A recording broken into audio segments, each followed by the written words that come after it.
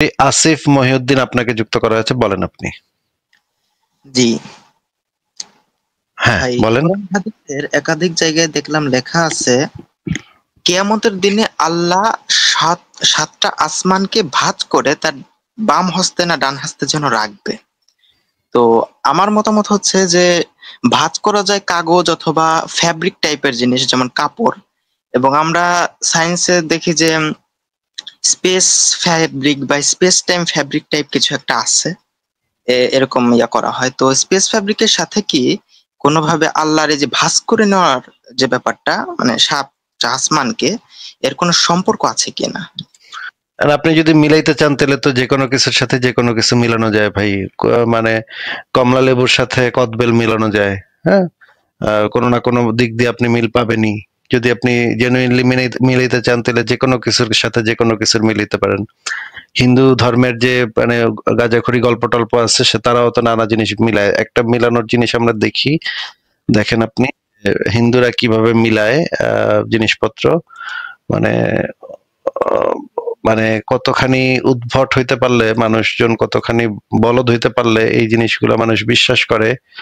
এটা তো একটা অদ্ভুত কাণ্ড যে এই জিনিস মানুষ কিভাবে বিশ্বাস করে বা এই জিনিসগুলো মানুষ কিভাবে বলে, এগুলো তো অদ্ভুত কাণ্ড। আমরা একটা ভিডিও দেখি, আপনারা একটু দেখেন ভিডিওটা ছাড়ছি, देखन। एक आईआईटी का लड़का हमें मिला, बोले हम भगवान ही मानते, हम तो अनुभव को मानते हैं और बिना कोई प्रमाण के हम भगवान को स्वीकार नहीं करते। हमने कहा एक बात बताओ, तुम अमेरिका गए? नहीं। तो हम कहा अमेरिका है? बोले है। हम कहा जब तुम नहीं गए तो कैसे? बोले नहीं, वो तो न्यूज़ों पे दिखता है, किताबों में लिखा हुआ है। हम कहा ऐसे ही रामायण में लिखा है भगवान है, और कई लोगों ने देखा है। उसके प्रत्यक्ष समदर्शी उदाहरण बहुत हैं, मीरा, रसखान, रैदास, सूरदास, और दार्शनिक भी बहुत है। केवल भारत में नहीं, विदेशों में अरस्तु, प्लेटो, आइंस्टीन। अंत में आइंस्टीन ने भी धर्म को स्वीकार किया, जिंदगी भर वो इथिस्ट ही रहे एक हिसाब से, पर अंत में मरते समय उनको भी स्पिरिचुअल ही होना पड़ा। सब स्वीकार करते हैं, विदेशों में भी स्वीकार हुआ। ऐसा नहीं है कि केवल कंप्यूटर को कौन चलाता, भाई दुनिया को कंप्यूटर चला रहा, और कंप्यूटर को कौन चला रहा है? इनका मेरे राम चला रहे हैं। आप किसी भी अंग्रेज से राम बुलवाओ, रैम बोलेगा। कंप्यूटर में क्या लगता है? रैम लगता है। ठीक है, आज पूरी दुनिया कहां से चल रही? मैंने बोला उनसे राम से चल रही नहीं, इनका दाता चला रहे हैं पूरी धरती को। तो मैं वही तो राम तो वही तो बोल रहा हूँ। नहीं, दाता। अच्छा, दाता। तो इनका दाता लिखो, DATA। अब इनसे अंग्रेजों से बुलवाओ डेटा। तो इनका राम के बिना कंप्यूटर नहीं चलेगा और डेटा के बिना ये संसार। I wasn't worried. I was too excited to be worried. So, you see, I have because of Ayurvedic reasons, I have had cow's urine every day. I drank, so this was okay. Like I said, there was nothing. So, but I mean, not. I tell you what, not many of my guests say that. They're drinking cow's urine every day anyway. But this is like a holiday. Yeah, so it was fun. Yeah. So we'll see the recipe of this cow poop tea tomorrow. Now, on not Discovery. cow's poop. What is elephant. it? Elephant's poop tomorrow. That's why It's too early. It's too early. কি একটা অবস্থা! এই যে মাঝখানের যে মানে এই বেটা কি বললো যে র্যাম হইতেছে রাম থেকে আসছে, আর এই ডেটা আসছে দাতা থেকে, তাই না? আবার একটু দেখেন। और कंप्यूटर को कौन चला रहा है? इनका मेरे राम चला रहे हैं। आप किसी भी अंग्रेज से राम बुलवाओ, रैम बोलेगा। कंप्यूटर में क्या लगता है? रैम लगता है। তো মানে বিষয়টা হইতেছে যে এইরকম মানে এই টাইপের সুনাহাগা বলদগুলা যদি মিলাইতে চায় তাহলে তো যে কোনো কিছুর সাথে যে কোনো কিছু মিল করা সম্ভব। আপনি যদি এখন বিজ্ঞানের একটা নতুন জিনিস ধইরা এখন যদি মানে প্রাচীন কালের কোনো গল্প গুজবের সাথে মিলাইতে চান তাহলে তো মিলাইতেই পারেন। হ্যাঁ, আপনি বলেন, যিনি যুক্ত হয়েছেন বলেন, কথা বলেন।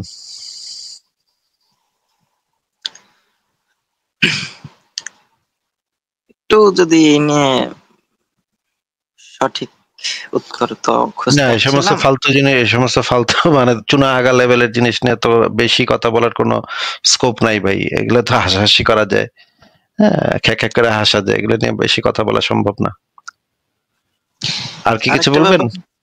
আরেকটা ব্যাপার হচ্ছে যে আপনি তো সম্ভবত আপনারই কোনো একটা ভিডিওতে মনে হয় দেখলাম যে একজন এসে আপনার কাছে জিজ্ঞাসা করলো যে আহ, যদি ঈশ্বর না থাকে, কিয়ামত না থাকে, ইহকাল পরকাল না থাকে, তাহলে এই যে মানুষ খুন করে, চুরি করে, ডাকাতি করে, বিভিন্ন অপরাধ করে এবং এই বিনা জিনিসের বিচারে ভাই এই জিনিসের ভাই 5,000 বার উত্তর দেওয়া হয়েছে। আগের ভিডিওগুলো একটু যান, ইউটিউবে সার্চ করেন, ইউটিউবে সার্চ করে 5,000-এর বেশি বার উত্তর দেওয়া হয়েছে একই জিনিস, একই কথা, প্রত্যেক লাইভে এসে একই প্রশ্ন। ভাই আমরা যদি আল্লাহ যদি না থাকে তাহলে তো খুনের বিচার কে করবে? আরে ভাই, খুনের বিচার যে আল্লাহ করবে এটার কোনো প্রমাণ আছে নাকি? আপনার যে দাবি সেই দাবির সপক্ষে কোনো প্রমাণ আছে নাকি?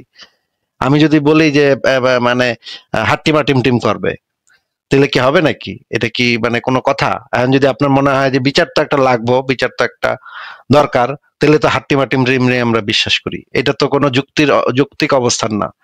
ন্যায্য বিশ্ব অনুকল্প কাকে বলে এটা পড়েন সংশয়.com-এ গিয়ে। জাস্ট ওয়ার্ল্ড হাইপোথিসিস কাকে বলে এটা সংশয়.com-এ গিয়ে পড়েন, তারপরে এটা নিয়ে আলোচনা করতে আসেন। আর কি কিছু বলবেন? না, আর কিছু বলবেন বলে মনে হচ্ছে না। বিদায়। মানে একদম চুনা হয়ে গেল। একই জিনিস প্রত্যেক দিন এসে এসে একই জিনিস। ভাই আমি মনিকা বেলেসের আবার ভাল লাগে, আমি যদি মনিকা বেলেসের এই দুনিয়ায় না পাই, তাহলে পরকালে যদি না থাকে তাহলে তো আমি পাইলাম না ভাই। হ্যাঁ, মনিকা বেলেসের তো পাইলাম না ভাই, তাহলে তো কেমনে হইব ভাই? তাহলে কেমনে হবে? আমি যদি না পাইলাম, আমি তো এত ভালোবাসলাম কিন্তু পাইলাম না। বাসার সখিনারে আমি এত ভালোবাসলাম, মন দিয়ে ভালোবাসলাম, কিন্তু সখিনারে তো আমি পাইলাম না ভাই। পরকাল না থাকলে, আল্লাহ যদি জান্নাতে আমাদের বিয়ে না করায়, তাহলে তো কেমনে হবে ভাই? আরে সকিনারে যে আপনি পাইবেনই, আপনার পাশের বাসার সকিনারে আপনি যতই ভালোবাসেন, সকিনারে যে আপনার পাইতেই হবে, পাইবেনই। ইহকালে না পাইলে পরকালে পাইবেনই। এটার তো কোনো প্রমাণ নাই তো, এটার তো কোনো গ্যারান্টিও নাই, কোনো প্রমাণও নাই। মানে একদম লোয়ার লেভেলের চুনাহাগা মার্কা কথাবার্তা শুনতে শুনতে বিরক্ত। এই তো ভাইয়া, আমার একটা কোয়েশ্চেন ছিল। আমি আপনার সাথে আগেও কথা বলেছি একদিন। আসলে আমি একটু কনফিউশনে আছি যে ইসলামের নবী মোহাম্মদের পরিচয় নিয়ে আর কি। যে ওইখানে তো বলছে যে মোহাম্মদ নাকি ইব্রাহিমের বংশধর। আসলে কি ভাইয়া, এটা কি আসলে সত্যি? ওই অঞ্চলের মানুষ এই ধরনের একটা জিনিস বিশ্বাস করতো। এটা একটা মানে প্রত্যেক এলাকাতেই এরকম কিছু, যেমন ধরেন এই যে বাংলাদেশের একজন হুজুর আছে আব্বাসি দাবি করে যে সে হইল হযরত ইবনে আব্বাসের বংশধর, এরকম বলে। তা সে বইলা বেড়ায় মানুষের কাছে। বইলা বেড়ায় শুনেছেন? হ্যাঁ হ্যাঁ। তারপরে এরকম অনেকেই বলে শেখ হাসিনাকে নিয়ে একটা মানে বই লেখা হয়েছিল, শেখ মুজিবের পরিবার নাকি সৌদি আরব থেকে কোন একটা শায়েক পরিবার, এটা নাকি বড় পীর আব্দুল কাদের জিলানির পরিবার নাকি, এরকম কিছু কিছু বাইর করছে তারা কেমনে কেমনে। এইরকমের কিছু গল্পগুজব বিভিন্ন অঞ্চলের মানুষ নিজেদের বংশমর্যাদা বৃদ্ধি করার জন্য, নিজেদের বংশটা যে খুবই বড় বংশ, বিরাট সম্ভ্রান্ত বংশ, সৈয়দ বংশ, দেখবেন বাংলাদেশে অনেক লোক দাবি করে তারা সৈয়দ বংশ, নিজেদের বংশ মর্যাদা, বংশ পরিচয়টাকে অন্যের কাছে মানে করার জন্য, গুরুত্বপূর্ণ, অন্যের কাছে নিজেকে গুরুত্বপূর্ণ প্রমাণের জন্য এই রকমের অনেক মানুষই অনেক কিছু দাবি করে। অনেক জায়গাতে অনেক ধরনের দাবি দেওয়া আছে যে সেই অঞ্চলে যেহেতু মধ্যপ্রাচ্যে যেহেতু ইব্রাহিম নবী যেহেতু ইহুদিদের একজন গুরুত্বপূর্ণ নবী ছিল এবং খ্রিস্টানদেরও একজন গুরুত্বপূর্ণ নবী, এবং এই নবীর থেকেই যেহেতু অনেকগুলা নবী আসছে, ইহুদিদেরও এবং খ্রিস্টানদেরও, এবং ঈসা মানে খ্রিস্টানদের নবী ঈসা আলাইহিস সালাম সেও এই ধর্ম থেকে আসছে বা এই নবীর থেকে আসছে। এই কারণে তারা ওই অঞ্চলে আবার যে আরব যে পৌত্তলিক আছে, আপনাকে একটু মিউট করে কথা বলি, আপনার এখান থেকে অনেক সাউন্ড হচ্ছে। ওই অঞ্চলে দেখা গিয়েছে যে ওই অঞ্চলের হিস্ট্রি ঘাটলে যে জিনিসটা দেখা যায় সেটা হচ্ছে যে ওই অঞ্চলে যারা ইহুদি বসবাস করতো, যে সমস্ত ইহুদি ওই অঞ্চলে বসবাস করতো, তাদের কাছে এই জিনিসটা খুবই ইম্পর্টেন্ট ছিল। তাদের ওইখানে সেই ইহুদিরা ওইখানের খুবই সম্ভ্রান্ত মানুষজন ছিলেন। মানে হচ্ছে গিয়ে বংশমর্যাদা এবং অন্যান্য দিক দিয়ে, মানে হচ্ছে গিয়ে ওইখানে যখন ইহুদিরা রাস্তার মাঝখান দিয়ে হেঁটে যেত, তখন যারা পৌত্তলিক তারা তাদের রাস্তা ছেড়ে দিত ইহুদিদের জন্য, কারণ ইহুদিরা নিজেদেরকে বলতো যে তারা হচ্ছে একটা ঈশ্বরের দ্বারা প্রতিশ্রুত বা ঈশ্বরের দ্বারা মনোনীত একটা জাতিসত্তা। এই কারণে এমনকি অনেক অঞ্চলে পৌত্তলিকরা পর্যন্ত তাদেরকে একটা বিশেষ সম্মান দিত, এবং ইহুদিরা ব্যবসা বাণিজ্য এবং অন্যান্য ক্ষেত্রে যেহেতু অনেক অ্যাডভান্সড, তারা ওই আগে থেকেই অনেক অ্যাডভান্স, সেহেতু অনেক জায়গাতেই তারা ব্যবসা বাণিজ্য করে এবং মানে তাদের যে গবেষণা, সেই গবেষণা করে অনেক গুরুত্বপূর্ণ একটা অবস্থান তারা সমাজে তৈরি করে নিয়েছিল। এখন এই ইহুদিরা যেহেতু ওই আরব অঞ্চলেও প্রাক ইসলামিক হিস্ট্রি যদি আপনি পড়েন, সেখানে আপনি দেখবেন ওইখানকার ইহুদিদেরকে আলাদা একটা সম্মান দেওয়া হইতো, যেহেতু তারা হচ্ছে গিয়ে মনোথিস্ট ধর্মের একটা গুরুত্বপূর্ণ অংশ বা প্রবর্তক। যে একেশ্বরবাদের একদম শুরু তারা দাবি করে, ওই অঞ্চলের দাবি ছিল যে একেশ্বরবাদের শুরু হয়েছে এই ইহুদিদের থেকে, যদিও তথ্যটা একদম 100% সত্য না, কিন্তু আমরা ধরে নেই যে ইহুদি ধর্মটাই হচ্ছে একেশ্বরবাদের মোটামুটি প্রমিনেন্ট যে একেশ্বরবাদী ধর্মগুলো আছে সেগুলোর ভিতরে সবচেয়ে ইম্পর্টেন্ট ধর্ম হচ্ছে ইহুদি ধর্ম। এই কারণে ইহুদিরা ওই অঞ্চলে খুবই সম্মান পাইতো।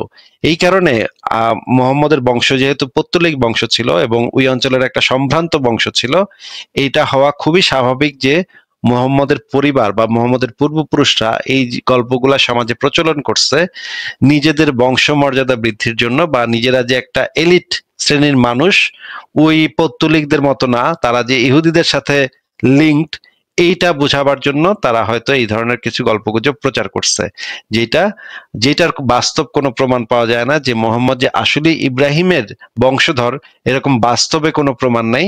এরকম কিছু দাবি দেওয়া আছে, কিছু কাল্পনিক কথাবার্তা আছে, যে এরকম আমাদের দেশের আব্বাসী বা শেখ মুজিবুর রহমানের পরিবার, এবং অনেকেই এরকমের কিছু কিছু দাবি করে। অনেক পরিবারে আপনি দেখবেন এরকম দাবি দেওয়া আছে যে আমি সলিমুল্লাহ খানের বংশধর, আমি মানে ইশাখার বংশধর, এরকম কিছু কিছু দাবি। কিছু কিছু আছে সত্য, কিছু কিছু আছে জেনুইন, কিন্তু অনেক আছে আবার ফেক। এই জিনিসগুলা মুহাম্মদের সাথে যে ইব্রাহিমের কোনো সম্পর্ক ছিল, এরকম কোনো ভ্যালিড প্রমাণ পাওয়া যায় না। হ্যাঁ সিয়ানা, বলেন আপনি। আচ্ছা ভাইয়া, আরেকটা কোশ্চেন ছিল, সেটা হচ্ছে যে ইহুদিরা এত ট্যালেন্ট হয় কেন, আর ওদের থেকে এত নবী আসছে, মানে এটাকে আপনি কিভাবে দেখেন? আমার মনে হয় যে ইহুদি ধর্মের এখনকার সময়েও যদি আমি দেখি, আচ্ছা আপনাকে একটু মিউট করে কথাটা বলি, এখনকার সময় আমি যদি দেখি তাহলে আমি দেখি যে ইহুদি ধর্মের বেশিরভাগ মানুষ হচ্ছে সম্পূর্ণ সেকুলার মানুষজন। কিছু ইহুদি আছে যারা অর্থোডক্স, যারা একেবারে গোঁড়া ইহুদি, সেই গোঁড়া ইহুদিরা খুব বেশি সুবিধা করতে পারে নাই, কোনো পৃথিবীর কোনো জায়গাতেই তারা খুব বেশি সুবিধা করতে পারে নাই, তারা ওই ধর্ম টর্ম নিয়েই ব্যস্ত থাকছে সারা জীবন। কিন্তু বেশিরভাগ ইহুদিদের মধ্যে একটা বড় অংশ হচ্ছে সেকুলার, এবং তারা ওই প্রাচীন ধর্মগ্রন্থে কি লেখা আছে সেটা নিয়ে বসে থাকেনি। এমনকি আপনি যদি ইসলামের ইতিহাসও দেখেন, সেখানেও আপনি দেখবেন যে আরব অঞ্চলে যে সমস্ত ইহুদিরা ছিল, তারা তাওরাতের বিধান অনুসারে বিচার ব্যবস্থা চালাইতো না, তারা তাওরাতের বিধানগুলোকে পরিবর্তন করে ফেলছিল। তার মানে হচ্ছে গিয়ে ইহুদিরা অনেক আগে থেকেই জ্ঞান অর্জন, যুক্তিবিদ্যা, মানে অর্থনীতি, এই সমস্ত বিষয় নিয়ে অনেক বহু প্রাচীন কাল থেকেই তারা চিন্তা ভাবনা শুরু করছে এবং সেইভাবে তাদের জীবনযাপন শুরু করছে। এবং পৃথিবীর যত বড় বড় আবিষ্কারগুলো আছে, সেগুলোর আবিষ্কারগুলোর ভিতরে ম্যাক্সিমাম জিনিস আপনি যদি দেখেন, সেগুলা ইহুদিদের কোনো না কোনো ভাবে আপনি ইহুদিদের পাবেন।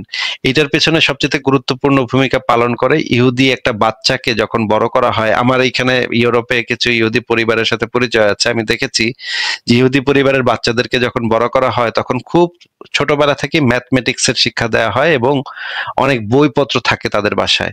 এই বইপত্রগুলো যখন তারা ছোটবেলা থেকে পড়ে, যদিও এটা আমি আমার ব্যক্তিগত জীবন থেকে দেখছি, এটা সব ইহুদির ক্ষেত্রে সত্য কিনা আমি বলতে পারবো না, কিন্তু আমার অভিজ্ঞতা থেকে আমি দেখছি তারা একদম ছোটবেলা থেকে অনেক পড়ালেখা, অনেক জ্ঞান অর্জনের, বিভিন্ন বিষয়ের উপর জ্ঞান অর্জনের ভিতরে থাকে। ওই শুধুমাত্র কোরআন হাদিসে কি লেখা আছে এগুলো নিয়ে মাতামাতি করে না, তারা বিভিন্ন ডাইভার্স জিনিসপত্র নিয়ে পড়ালেখা করে, নানাবিধ বিষয়, ম্যাথমেটিক্স থেকে শুরু করে ফিজিক্স, এগুলো নানাবিধ বিষয় নিয়ে ছোটবেলা থেকে পড়ালেখা শুরু করে। এবং তাদের যে ছোটবেলা থেকে যেভাবে ডেভেলপমেন্টটা হয়, সেই ডেভেলপমেন্টটা খুবই ভালো হয়। এই কারণে তারা ভবিষ্যতে বড় হওয়ার পরে অনেকেই তাদের ভিতরে অনেক ভালো দেখায়, পারফরমেন্স দেখায় বা মেধার পরিচয় দেয়। এই জিনিসগুলো আমার কাছে মনে হয় তাদের একটা গুরুত্বপূর্ণ মানে বৈশিষ্ট্য। হ্যাঁ, সিয়ানা বলেন। ওদের যে ইহুদিদের যে বংশধর, ওদের থেকে তো অনেক নবী আসছে, তো ওটা কতটুকু যে আসলে কি ধর্মটা কি আসলেই আগের মতো আছে নাকি বিকৃত হয়েছে, বা এটা কতটুকু সত্য হতে পারে এই ধর্মটা? ওই ধর্ম তো সত্য না, কোন ধর্মই সত্য, এই কোন ধর্মের পক্ষে তো তারা কেউ কোনো প্রমাণ দেখায় না। হ্যাঁ, তাহলে সত্য কিনা আমি কিভাবে বলবো? কিন্তু যেহেতু প্রমাণ দেখাতে পারছে না, সেহেতু তো এটাকে সত্য হিসেবে আমরা অ্যাকসেপ্ট করতে পারছি না। আমরা তাদের সেই দাবিগুলোকে রিজেক্ট করতে হচ্ছে, কারণ হচ্ছে গিয়ে তারা সত্য প্রমাণ করতে পারছে না। তাহলে তাদের ধর্মে যে অনেক নবী আসছিল সেটা তো তাদের মানে একটা বিশ্বাস যে তাদের ধর্মে অনেক নবী টবি আসছিল, তারা অনেক কিছু করছে, হয়তো অনেক গুরুত্বপূর্ণ লোক আসছিল, হয়তো অনেক লিডার আসছিল। এখন ওই অঞ্চলে মানুষজন কোন একজন লিডার, কোন একজন ব্যক্তি যদি একটা পরিবর্তন ঘটায় তাকে তারা নবী হিসেবে আখ্যায়িত করত।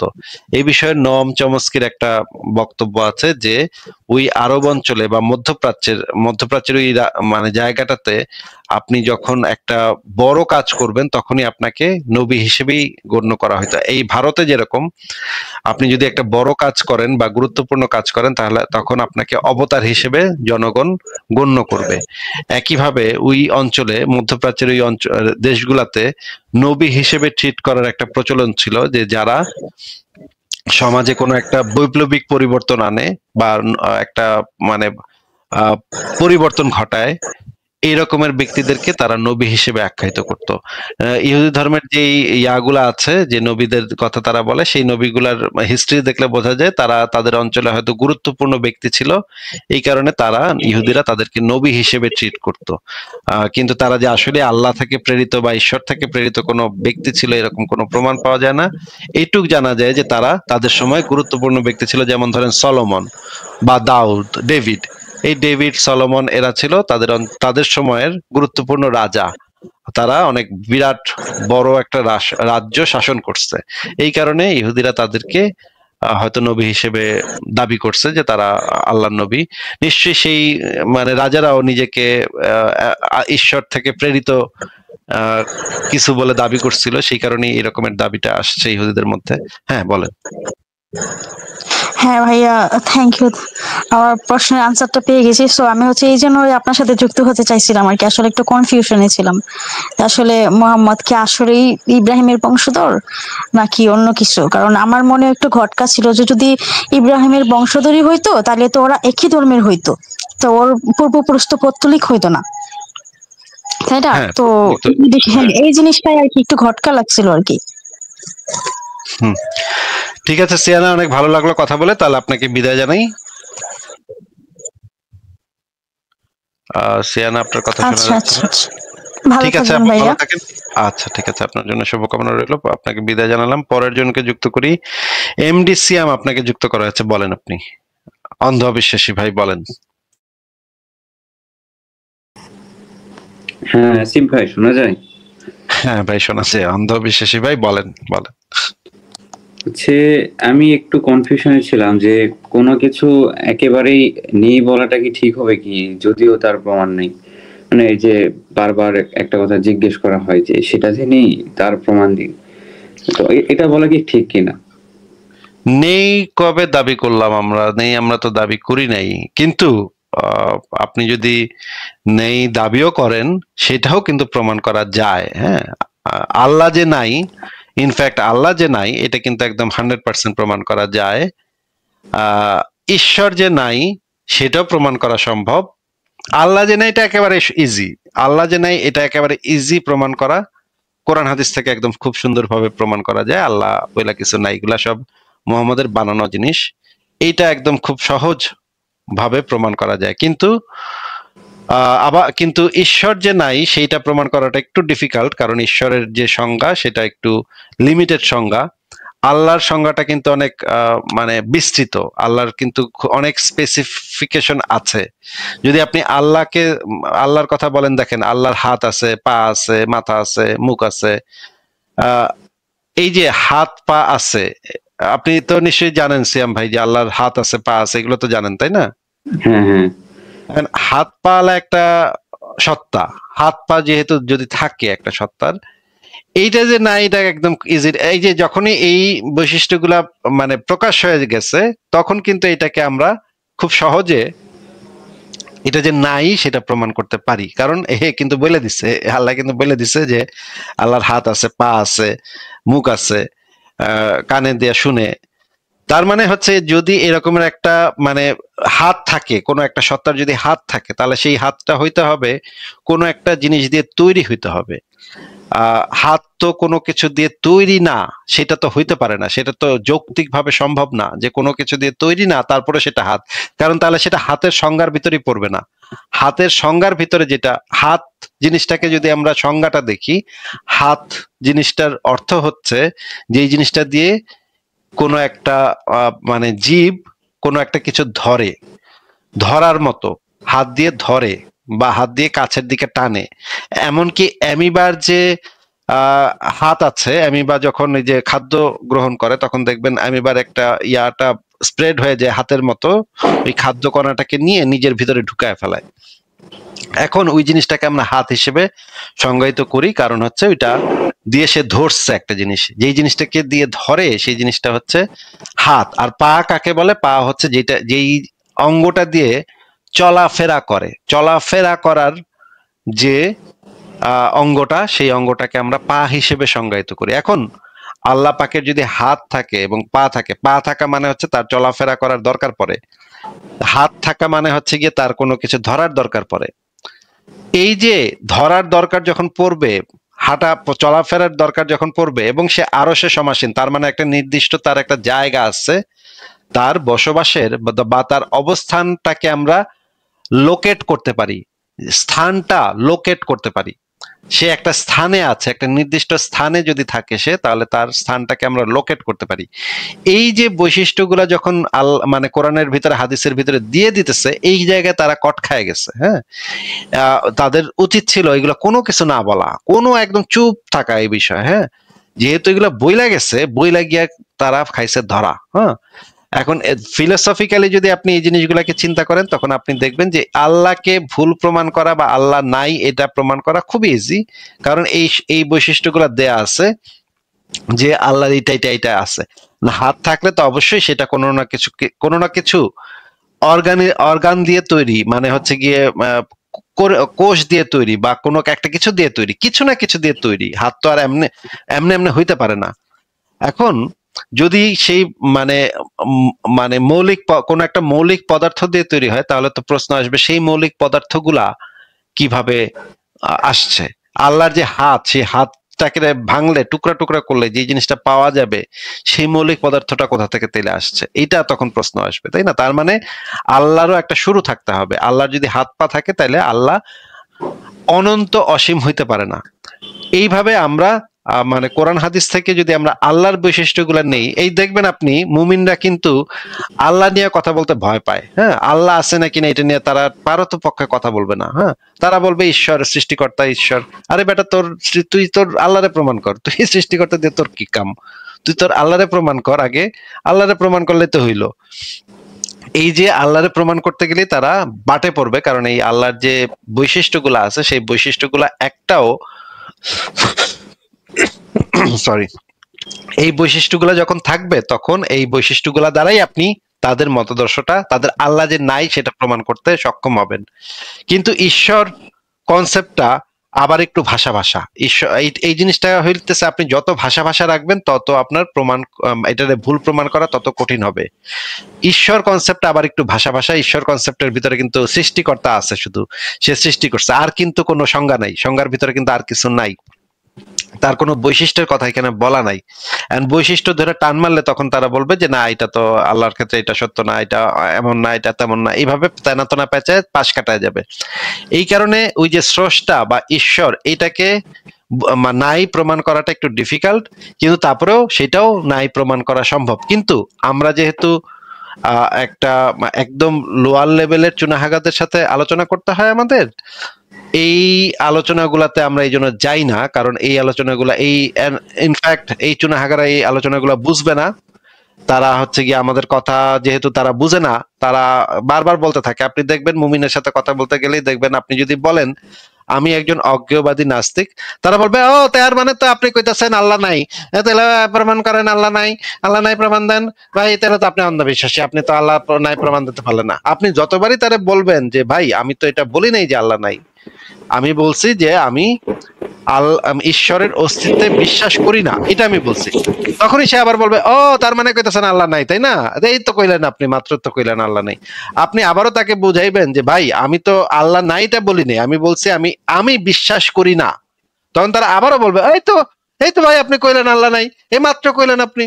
ভাই আপনি যখন একটা সেন্টেন্স তাকে বলতেছেন, সে ওইটাকে ট্রান্সলেট করতেছে, তার মাথায় ওইটা ট্রান্সলেশন হইতেছে আল্লাহ নাই। হ্যাঁ, আপনি তারে বলতেছেন যে ভাই আমি ঈশ্বরের অস্তিত্বে বিশ্বাস করি না, এইটা তার মাথায় গিয়ে ট্রান্সলেট হইতেছে ঈশ্বর নাই। হ্যাঁ, এই রকমের লোয়ার লেভেলের চুনাহাগা গুলার সাথে তো এই রকম আপনি কনভারসেশনে যাইতে পারবেন না। বাংলাদেশে তো সেই বাংলাদেশের এই অনলাইন জগতে সেই পরিস্থিতি এখনো আসে নাই যে আপনি আল্লাহ নাই বা ঈশ্বর নাই এই জিনিসটা নিয়ে একটা গঠনমূলক আলোচনা করতে পারবেন বা যৌক্তিক আলোচনা করতে পারবেন। এই কারণে আমরা এখনো ওই দিকে যাচ্ছি না।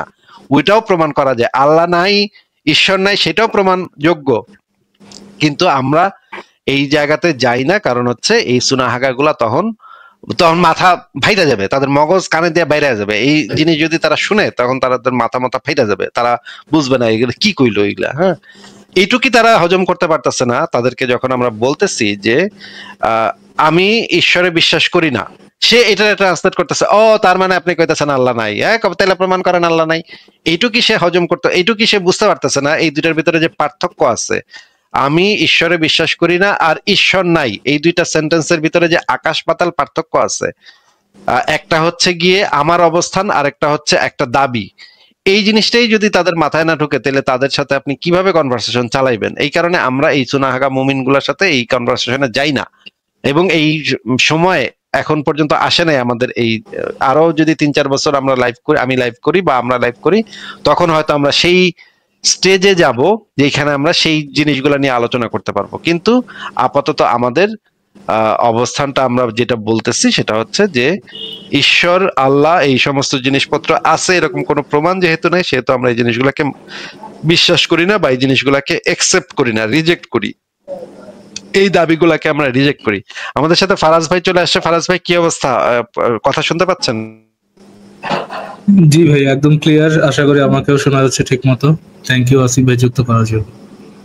ফারাজ ভাই আমি যেটা বলছিলাম যে এটাও প্রমাণ করা সম্ভব যে আল্লাহ নাই, যেহেতু আল্লাহর কিছু বৈশিষ্ট্যের কথা বলে দেয়া আছে কোরআন হাদিসে। এটা প্রমাণ করা কিন্তু খুবই ইজি যে আল্লাহ নাই। এটা প্রমাণ করতে আমাদের খুব বেশি পরিশ্রম করতে হবে না। যত আপনি বৈশিষ্ট্যগুলাকে বলবেন তত আপনি ধরা খাইবেন। হ্যাঁ, এই আল্লাহ টাইপের যে ক্যারেক্টার গুলা, এইগুলার সমস্যাটা হচ্ছে যে তারা যত এক্সপ্লেন করবে তত ধরা খাবে, কারণ তত ফিলোসফিক্যাল আর্গুমেন্ট তৈরি হবে এটার বিরুদ্ধে। আর হচ্ছে গিয়ে যত কম বলবেন তত তাদের জন্য ভালো ছিল, তারা যত কম কথা বলবে তত তাদের জন্য ভালো ছিল। কিন্তু এই জায়গায় দেখা গেছে আল্লাহকে যত ছোট করবে, কেটে কেটে কেটে কেটে যত ছোট করবে, আল্লাহকে ডিফেন্ড করার বিষয়টা আরো কম চলে আসবে। আল্লাহর যখন পরিধি বাড়বে, আল্লাহর যখন কার্যক্রম বাড়বে, আল্লাহর যখন অ্যাট্রিবিউটস বাড়বে, আল্লাহর কাজ, আল্লাহর অ্যাট্রিবিউটস, এগুলোর মধ্যে কন্ট্রাডিকশন আসবে। ওই কন্ট্রাডিকশনের উপর বেস করে বলা যাবে যে যেহেতু এটা রুলস অফ লজিক ভায়োলেট করতেছে, সেহেতু এটা তার যৌক্তিক না। ঠিক ফারাজ ভাই, এটাই হচ্ছে। এবং দেখা গেছে যে আল্লাহ কিন্তু এই যে মোহাম্মদ চুনাহাগা মোহাম্মদ কিন্তু অনেক কিছু বইলা দিচ্ছে, মানে বেটা বুঝে নাই যে এত কিছু বলতে হয় না। হ্যাঁ, তুই যত বেশি বকবক করবি তত আসলে অনেক কমই বলছে আসিফ ভাই। টু বি অনেস্ট, এক লাইফ টাইমের মধ্যে যদি বলা যায় আসলে অনেক, এই মোহাম্মদের মূল ফোকাসটা আসলে ছিল হচ্ছে কি আপনার গনিমতের মাল আর খাট কাঁপানো, তো আর হচ্ছে যে ছাগলের সামনের দুই টাইম, তো ওই দিকে তার ফোকাস একটু বেশি ছিল রেদার দেন হচ্ছে থিওলজিক্যাল কোন একটা ডিসকাশন, থিওলজিক্যাল বিষয়গুলো ক্লিয়ার করা, এইটাতে তার আসলে কম ছিল। এই জন্য তার কাজটা আরো ইজিয়ার হয়েছে, আল্লাহকে একটা সে ধোঁয়াশার মতো রাখতে পারছে। বাট যতটুকু আছে ওটা দিয়েও কাজ করা সম্ভব, খুব ভালোভাবে সম্ভব আর কি। কিন্তু যদি এরকম মোহাম্মদ যদি এরকম বলতো যে ঈশ্বর কিছু একটা ঈশ্বর আর কিছু কমু না, হ্যাঁ ঈশ্বর, তা সে হচ্ছে ঈশ্বর বা সে হইতেছে আল্লাহ, আর কিছু কমু না। একজন এসে খোঁচাখুচি করলো যে এই যে এইটা কেমনে ওইটা কেমনে, কমু না, এটা নিয়ে এটা কইতে, এটা গায়েবী বিষয়। এইভাবে যদি গায়েব সবকিছু গায়েবের ভিতরে চালাই দিত, তাহলে কিন্তু এটারে ধরা খুব ডিফিকাল্ট হইতো, তাই না? তখন আমাদের আরো খুব বেশি কষ্ট করা তো এরকম না, সব গায়েব বলে দিলে তো জাস্টিফিকেশন হয়ে গেল নাসিব ভাই। গায়েব বলার পরে যে গায়েবে বিশ্বাস করতেছে তার তো দেখাইতে হবে যে গায়েবে বিশ্বাস করাটা আসলে জাস্টিফাইড, আসলে ওটার মধ্যে বিশ্বাস করার মতো সাফিসিয়েন্ট রিজনিং আছে, দেখাইতে হবে না। খালি আমার নবী গায়েব কইছে আমিও গায়েব করে বগল বাজাইলাম হয়ে গেল, সেটা তো হবে না ভাই। না সেটা ঠিক আছে, কিন্তু তারপরেও এই যে বৈশিষ্ট্য যত সংজ্ঞাটা যত ছোট করা যায়, বৈশিষ্ট্য যত কমানো যায়, তত তো পিছলায় যাওয়াটা তত সুবিধা, তাই না? এটা তো আমরা মানে যৌক্তিক ভাবে বুঝি যে যত কমানো যায় তত পিছলানো সুবিধা। এই যে মনে করেন আমার যে বেডরুমে যে একটা উড়ন্ত ড্রাগন আছে, যেটাকে দেখা যায় না, এখন এইটার সংজ্ঞা আমি যত কমাবো তত কিন্তু আমি মানে একটা পজিশনে থাকবো যে আমার কেউ ভুল প্রমাণ করতে পারবে না। ভুল প্রমাণ করা যাবে, ভুল প্রমাণ করা তো অবশ্যই ডেফিনেটলি যাবে, কিন্তু আমি যত বৈশিষ্ট্যটা কমাতে থাকবো তত ভুল প্রমাণ করার যে স্কোপটা, সেই স্কোপ গুলা কমতে থাকবে। এখন এই ইসলামের সমস্যাটা হইতেছে যে অনেক কিছু বলে দিচ্ছে মোহাম্মদ, এখন এই জিনিসগুলোর কারণে আল্লাহকে ভুল প্রমাণ করা যায়, কিন্তু ঈশ্বর যদি আপনি বলেন ঈশ্বর বা সৃষ্টিকর্তা, আর কিছু কমু না, এটা নিয়ে আর কিছু কমু না, এটা কেমন, কই থাকে, কি করে, কি খায়, কি ঘুমায়, এগুলো কিছু কমু না, তখন এটাকে ভুল প্রমাণ করা বা এটাকে মিথ্যা প্রমাণ করা একটু ডিফিকাল্ট হবে, কিন্তু তারপরও সেটাও করা যায়। কিন্তু আমাদের তো এখনো সেই সময়টা আসে নাই ফারাজ ভাই যে আমরা সেগুলো নিয়ে ডিসকাস করব, কারণ চুনা হাগাগুলোর মাথায় তো ঢুকেই না। আমরা যে এত বছর বলতেছি যে আমি বিশ্বাস করি না, তারা কইতেছে ও তাইলে তার মানে কইতেছেন আল্লাহ নাই, তাহলে প্রমাণ করেন আল্লাহ নাই। বিশ্বাস না করাটাও একটা বিশ্বাস, বিশ্বাস না করাটাও শুধুমাত্র একটা বিশ্বাস না, বিশ্বাস না করাটাও একটা অন্ধবিশ্বাস। কত কত কথা যে শিখলাম রে ভাই। আপনি ক্রিকেট খেলেন না, এই যে ক্রিকেট খেলেন না, এটা তো একটা খেলা, এটাও একটা খেলা, অন্ধ খেলা। আপনি ক্রিকেট না খেলায় কয় রান করছিলেন বলেন তো ফারাজ ভাই? সেঞ্চুরি তো করতেই হবে, যদি এটা একটা খেলা হয়ে থাকে তাহলে তো এটা তো সেঞ্চুরি তো করতেই হবে। ক্রিকেট না খেলার মধ্যে একটা সেঞ্চুরি। এবং ফুটবল না খেলাতে আপনি কয় গোল খাইছিলেন? আমরা এই আলোচনাগুলো মাঝে মাঝে করব এখন থেকে, যে আচ্ছা আপনি যে স্মোক করেন না, এই নেশাটা আপনার কাছে কেমন লাগে? স্মোক না করা নেশাটা আপনার কাছে কেমন লাগে ফারাজ ভাই বলেন? ও ভাই জাপিনিক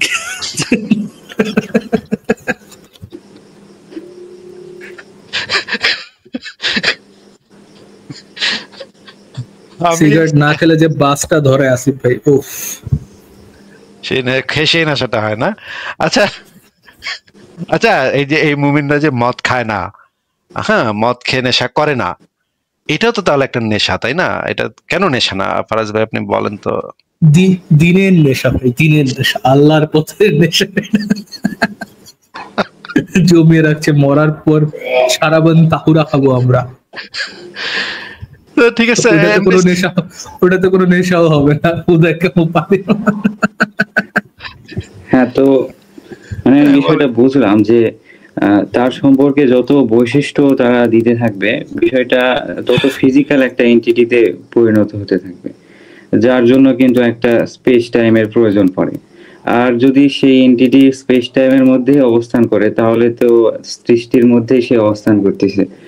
তো সেখান থেকে কিন্তু প্রমাণ হয়ে যাচ্ছে যে সেও একটা কিন্তু সৃষ্টি, এরকম তাদের সংজ্ঞা, তাদের সৃষ্টির সংজ্ঞা অনুসারে সৃষ্টি, এটা আমাদের সংজ্ঞা অনুযায়ী স্রষ্টাও সৃষ্টি হয়ে যাচ্ছে এখানে, তাই না? হ্যাঁ, তাদের যে সৃষ্টির সংজ্ঞাটা আছে সেই সংজ্ঞাতে সেটা পড়ে যাচ্ছে।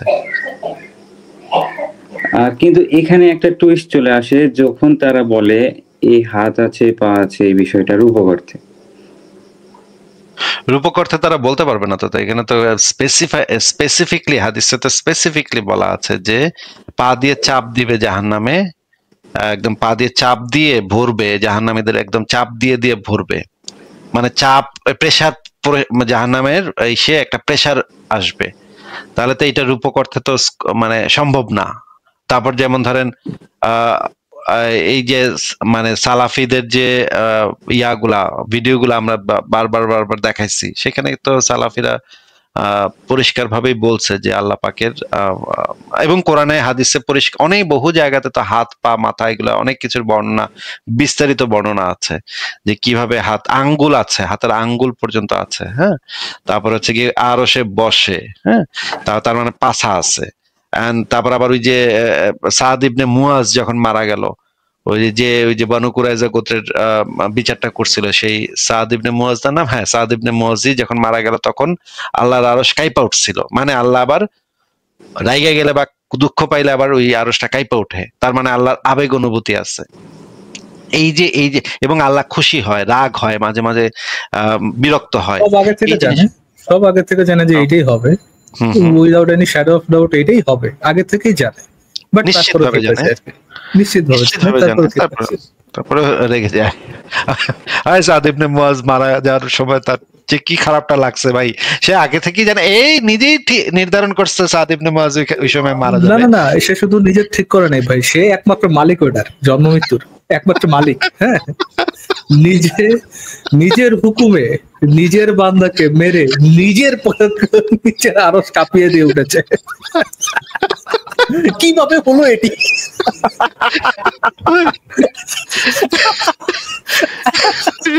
এটা এত ফান ভাই, এটা এত ফানি ভাই, কি কম ভাই, এটা নিয়ে কি চিন্তা করেন ভাই, এন্টিটি যে সত্তা জন্ম মৃত্যুর একমাত্র মালিক, তার ছাড়া, তার হুকুম ছাড়া কারো মৃত্যু হবে না, তার হুকুমে মৃত্যু হইল, একটা বান্দা মারা গেল এবং সে জানে যে ওই সময় মারা যাবে, নো ডাউট, সে আগে থেকে জানেও, তার হুকুমে মারছেও, মারার পর যখন কাজটা হয়েছে, লোকটা মারা গেছে, ও কেমনে মরল এটা খুবই অবাক হয়ে গেছে, কিভাবে হলো, এটা কি করলো, সে খুব অবাক হয়ে গেছে। মানে ভাই কমেডির তো একটা লিমিট থাকে ভাই, এটা কোন লেভেলের কমেডি ভাই, মানে ভাই মানে কি একটা, মানে কি বলবো, তা এরকম একটা করে আলোচনা করতে গেলে মানে হাসাহাসি শুরু হবে।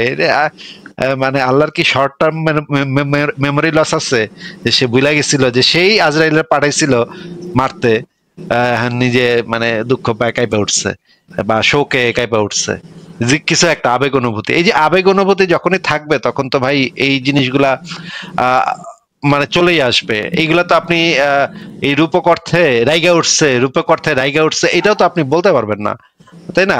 কত কিছু আপনি আচ্ছা আসিফ ভাই, রূপক অর্থে রাইগা ওঠে মানে লিটারাল রাইগা ওঠা আর রূপক অর্থে রাইগা ওঠা, ওটার মধ্যে পার্থক্য কি একটু বলেন তো আসিফ ভাই? সেটাই, এটা তো আপনি রূপক সবকিছুকে রূপক বানাইতে পারবেন না, এমন ভাবে টেক্সট গুলা হাদিস গুলাতে এমন ভাবে স্পেসিফাই করা আছে, এগুলো রূপক দিয়া মানে পেঁচায় আপনি মানে সুবিধা হবে না। এখানে আপনি আসেন, রূপক নিয়ে আমার সাথে কথা বলেন, এগুলো নিয়ে আমি একটা হাদিস বাইর করি, তারপর আপনি বলেন যে এটা রূপক, এটা পারবেন না ভাই। এখানে হাদিসে এত প্রিসাইজলি বলা আছে জিনিসগুলা যে আপনি রূপক এই চাপাবাজি দিয়া এটারে মানে ইয়া করতে পারবেন না ভাই। চ্যাটজিপিটি কিন্তু এই জায়গাতে ঠিকই মানে বলে যে এই ওয়ার্ডটা রূপক অর্থে ব্যবহার হয়েছে।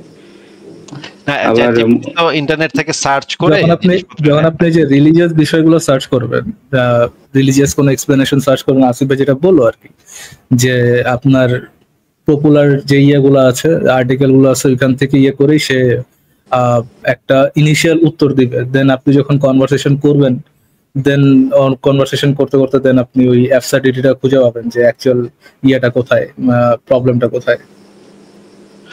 আপনাকে একটা ইয়া শিখাই দিই সিয়াম ভাই, আপনি প্রথমে চ্যাটজিপিটির প্রথম কমান্ডটা এরকম দিবেন যে তুমি শতভাগ নিরপেক্ষভাবে কোনো ধরনের ধর্মীয় বায়াস থেকে উঠে পলিটিক্যাল কারেক্টনেস থেকে উঠে তুমি আমাকে এই উত্তরগুলো দিবা। এরপরে যদি সে বলে যে এটা রূপক অর্থে বলা হয়েছে, তখন তাকে এই হাদিসগুলা দিবেন, দিয়ে বলবেন যে এই হাদিসে তো পরিষ্কার বোঝা যাচ্ছে যে এটা তো রূপক হইতেই পারে না, এটা কিভাবে রূপক হয়? বা এই যে 8 জন ফেরেশতা আল্লাহর আরশকে বহন করতেছে, হ্যাঁ, এটা তো রূপক হইতে পারে না। তার মানে আল্লাহর একটা ওয়েট আছে, এতগুলা বড় বড় ফেরেশতা আল্লাহর আরশের বহন করতেছে, সেই আরশের উপরে আল্লাহ আছে এইটা। এবং আল্লাহ কিয়ামতের ময়দানে আল্লাহর ছায়া পড়বে, আল্লাহর ছায়াতে মানে হচ্ছে কি আল্লাহর আবার একটা ছায়া পড়তেছে। আপনি একটু যে বিষয়টা কল্পনা করেন, তার মানে পিছনে একটা মানে সূর্য আছে বা একটা নক্ষত্র আছে, সেইটার আলো আসতেছে, আলোর ছায়াটা পড়তেছে, সেই আল্লাহর ছায়াতে কিছু কিছু ইমানদার বান্দা নাকি সেই আল্লাহর ছায়াতে আশ্রয় পাবে। এখন এই জিনিসগুলা যখন প্রিসাইজলি আপনি চ্যাট জিপিটি কে দিয়ে বলবেন, এগুলা তো রূপক হইতে পারে না, কারণ এগুলা তো একদম পরিষ্কার ভাবে এই জিনিসগুলা দেয়া আছে।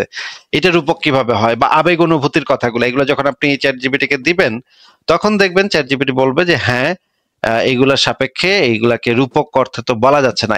এই জিনিসটা আমিও করে দেখছি, আপনি একটু করে দেখেন।